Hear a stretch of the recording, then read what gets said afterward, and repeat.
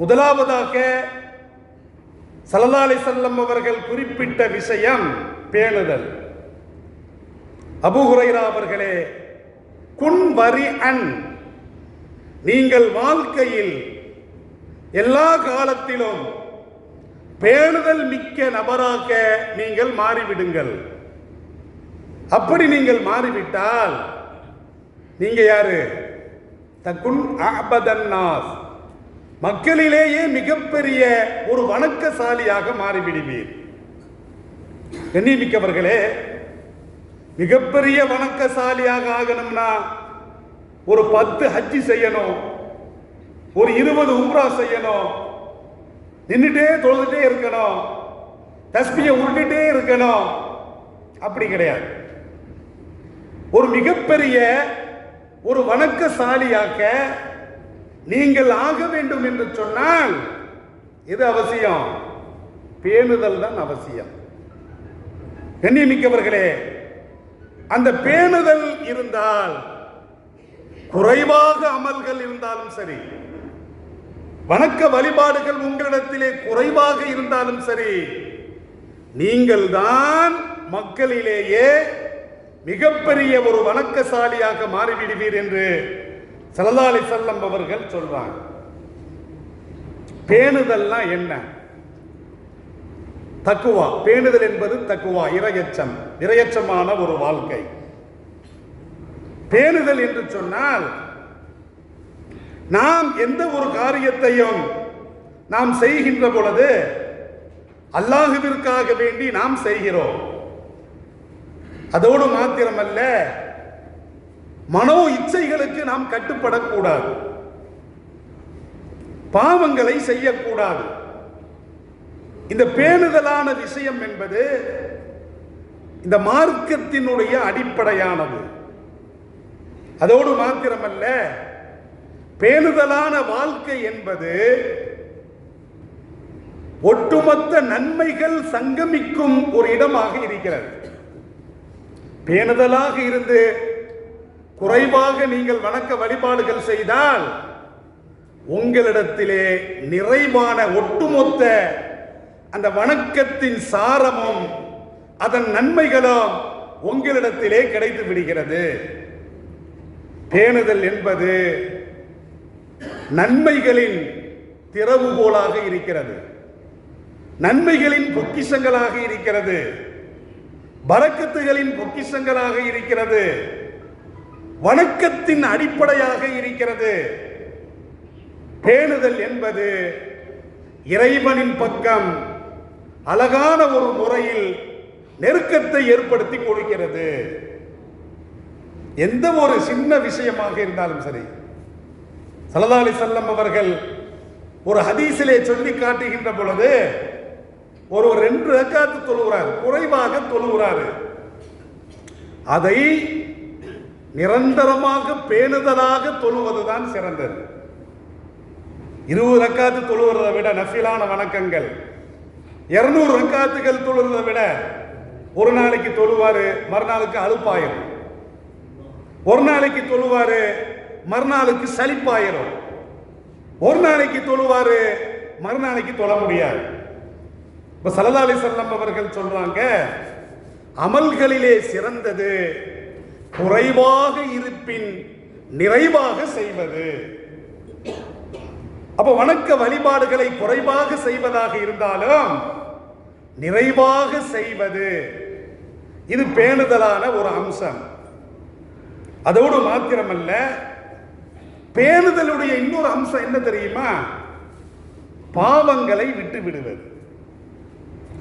அப்ப பாவங்களை, மனோ இச்சைகளை, அபிலாஷைகளை, தடுக்கப்பட்டவைகளை, ஹராம்களை ஒரு மனிதன் விட்டு விடுவது பேணுதல் என்னும் அம்சத்தின் ஒரு பகுதியாக இருக்கிறது. கண்ணியமிக்கவர்களே, குறைவாக தொழுது பாவங்களில் இருந்து விலகி மனோ இச்சைகளுக்கு கட்டுப்படாமல் இப்படி நீங்கள் வாழ்க்கையில் வாழ்ந்தால், அதிகமாக தொழுவதை விட, அதிகமாக நோன்பு நோற்பதை விட, இரவு முழுவதும் நின்று தொழுவதை விட, விட இது சிறந்ததாக இருக்கிறது. ஒருவர் ரொம்ப தொழுகிறாரு, பாவம் எக்கச்சக்கமா செய்யறாரு. ஒருவர் ரொம்ப தொழுகிறாரு, அதிகமா நோன்பு வைக்கிறார், வாரத்துக்கு 2 நாள் நோன்பு வைக்கிறாரு, மாசத்துல 3 நாள் நோன்பு வைக்கிறாரு. அப்ப கண்ணியமிக்கவர்களே, இப்படி செஞ்சுட்டு நன்மை இருக்கிறது, இன்னொரு பக்கம் பாவமும் ஏற்படுகிறது. இது பேணுதல் கிடையாது. பேணுதல் என்று சொன்னால் ஒரு மனுஷன் உண்மையான இறைவனை வணங்கக்கூடியவனாக இருந்தால், இபாதத்துனா என்ன தெரியுமா? வணக்க வழிபாடுனா என்ன தெரியுமா? தொழுகிறது மாத்திரம் அல்ல, நோன்பு வைக்கிறது மாத்திரம் அல்ல, ஹஜ் செய்யறது மாத்திரம் அல்ல, உம்ரா செய்யறது மாத்திரம் அல்ல. வணக்கம் என்று சொன்னால் வணக்க வழிபாடுகளை, நமக்கு ஏவப்பட்ட வணக்க வழிபாடுகளை செய்வதை விட மிக மிக முக்கியமானது தடுக்கப்பட்டவைகளை கைவிடுவது. இதுதான் வணக்கம். வணக்கம் என்ன அர்த்தம்? சும்மா அல்லாஹ்வை தொழுதுட்டு பள்ளிவாசலுக்கு வந்து செருப்பு திருடிட்டு போனா, புது செருப்பா இருக்குது, 1000 ரூபாய் செருப்பு அடிச்சுட்டு போயிருவோம். அல்லாஹ் குர்ஆன்ல என்ன சொல்றான்? இன்ன ஸலாத்த தன்ஹா அனில் ஃபஹ்ஸாஇ வல் முன்கர். நிச்சயமாக தொழுகை எனும் வழக்கம் மானக்கேடான காரியங்களை தடுக்கிறது, அருவருப்பான செயல்களை செய்வதை விட்டும் மனிதனை தடுக்கிறது.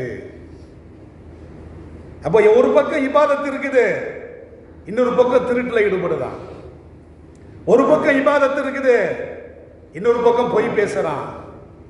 ஒரு பக்கம் இபாதத் இருக்குது, இன்னொரு பக்கம் அவதூறு பரப்புறான், ஹராமான காரியங்களை செய்யறான். இப்ப எவ்வளவு தொழுதாலும் வணக்கசாலியே கிடையாது. இவன் தலைகீழ நின்று தொழுதாலும் நமது பார்வையிலே அவன் வணக்கசாலியாக இருந்தாலும் இஸ்லாத்தின் பார்வையிலே அவன் உண்மையான வணக்கசாலி கிடையாது. வணக்க வழிபாடு அடிப்படை என்ன தெரியுமா? ஏவப்பட்ட வணக்க வழிபாடுகளை செய்வதை விட தடுக்கப்பட்ட பாவங்களை விட்டு விடுவது, இது வணக்கம். இதுதான் உண்மையான வணக்கம். இதைத்தான் எம் பெருமான் ஸல்லல்லாஹு அலைஹி வஸல்லம் அவர்கள் அபூ ஹுரைரா ரலியல்லாஹு அன்ஹு அவர்களை பார்த்து சொல்லுவார்கள், பேணுதலான வாழ்க்கை.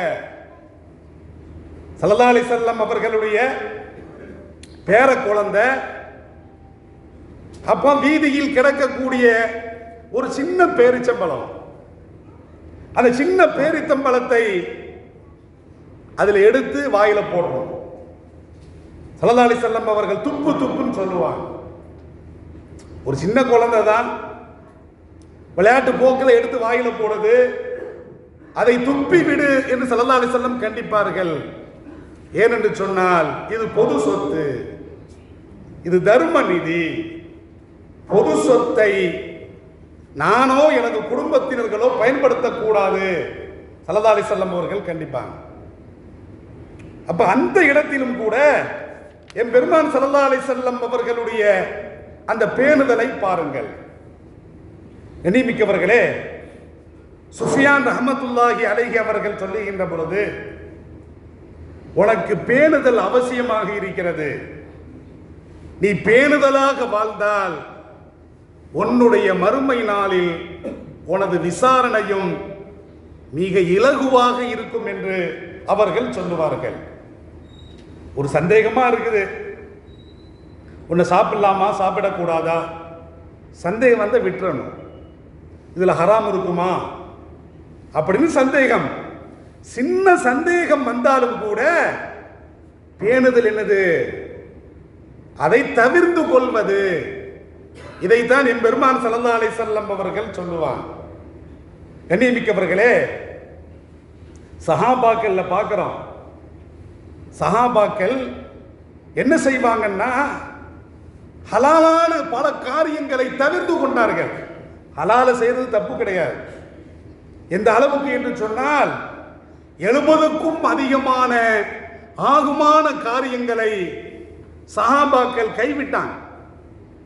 எதற்கு கைவிட்டாங்க அப்படின்னா, இது ஆகுமான காரியம் என்று செஞ்சு செஞ்சு நம்ம ஹராமுல போய் விழுந்துருவோம், நம்ம பாவத்துல போய் விழுந்துருவோம் என்பதை அஞ்சி 70 வகையான ஆகுமான காரியங்களை கூட அவர்கள் கைவிட்டார்கள். கண்ணியமிக்கவர்களே, இதுதான் பேணுதலான விஷயம். பேணுதல் என்பது இஸ்லாம் உயர்ந்த தரஜாவை வைத்திருக்கிறது. ஸல்லல்லாஹு அலைஹி வஸல்லம் அவர்கள் சொல்றாங்க, பார்வையில் பேணுதல் அவசியம், பார்வையில பேணுதல் அவசியம். தமது மருமகன் ஹஸரத் அலி ரலியல்லாஹு அன்ஹு அவர்களை பார்த்து ஸல்லல்லாஹு அலைஹி வஸல்லம் அவர்கள் சொல்லுகின்ற பொழுது, லா தத்தபிஇன் நظரத அன் நظரத, பார்வையை தொடராக பார்க்காதே.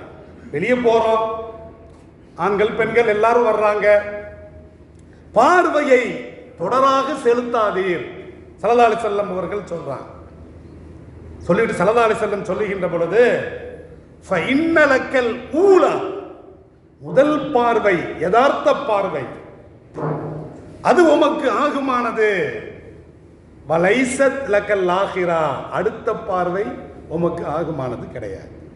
பார்க்குறோம், பெண்கள் வர்றாங்க, அழகான பெண்களா இருக்கிறாங்க, யதார்த்தமா பார்க்கிறோம். ஸல்லல்லாஹு அலைஹி வஸல்லம் சொல்றாங்க, பார்வையில் பேணுதல். இதுதான் வணக்கம்.